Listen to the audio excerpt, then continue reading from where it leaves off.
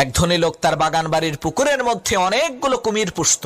একদিন সেই ধনী লোকটি তার সেই বাগান বাড়ির মধ্যে বিশাল একটি পার্টির আয়োজন করলো। অনেক লোকজন সেই ধনী লোকটির আমন্ত্রণে সেই বাগান বাড়ির পার্টিতে এসে জনমের মতো ভালো মন্দ খেলো। এরপর সেই ধনী লোকটি মাইক দিয়ে ঘোষণা করলো, আপনাদের মধ্য থেকে কেউ যদি আমার এই কুমির বোঝাই করা পুকুরটি পাড়ি দিয়ে সাঁতরে এই পাশ থেকে ওই পাশে যেতে পারে, তাকে আমি 10 কোটি টাকা দেব, না হয় তার সাথে আমার একমাত্র সুন্দরী কন্যাকে বিয়ে দেব।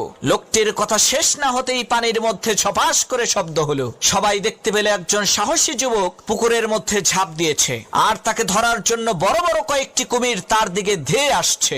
এদিকে সেই যুবক ছেলেটি প্রাণে বাঁচার জন্য তার সমস্ত শক্তিকে একত্রিত করে ঊর্ধ্বশ্বাসে সামনের দিকে সাঁতরে যাচ্ছে। এক পর্যায়ে সেই ছেলেটি কোনো ক্রমে পুকুরটি পাড়ি দিয়ে পুকুরের ওই পারে যেয়ে উঠল। ছেলেটির এত বড় বিজয় দেখে সকলেই হাতে তালি দিল। আর সেই ধনী ব্যক্তি সেই ছেলেটিকে জিজ্ঞেস করলো, বাবা